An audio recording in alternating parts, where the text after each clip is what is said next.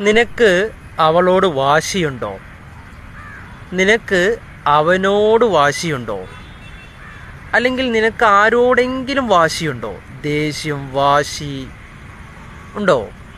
ഉണ്ടെങ്കിൽ നീ ഒരു കാര്യം ചെയ്യൂ, ഇന്ന് തന്നെ അതങ്ങോട്ട് ഒഴിവാക്കിയേക്ക്.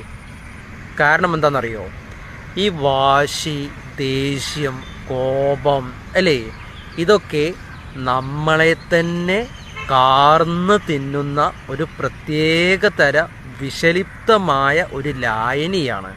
മനസ്സിലായോ?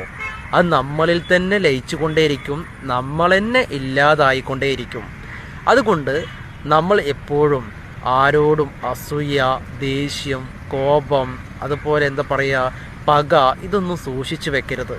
ഇതൊക്കെ സൂക്ഷിച്ചു വെക്കുമ്പോൾ സംഭവിക്കുന്നത് എന്താണെന്നറിയോ?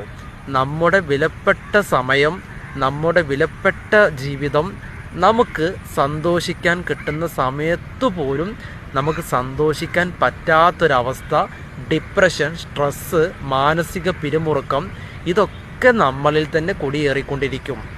പിന്നെ നമ്മുടെ ജീവിതം ഇങ്ങനെയൊക്കെ കൊണ്ടുപോയി കഴിഞ്ഞ് അങ്ങനെ നാശമാക്കി കളഞ്ഞ് ഇന്നല്ലെങ്കിൽ നാളെ നമുക്ക് എന്ത് സംഭവിക്കും എന്നുള്ളത് നമുക്കറിയില്ലല്ലേ.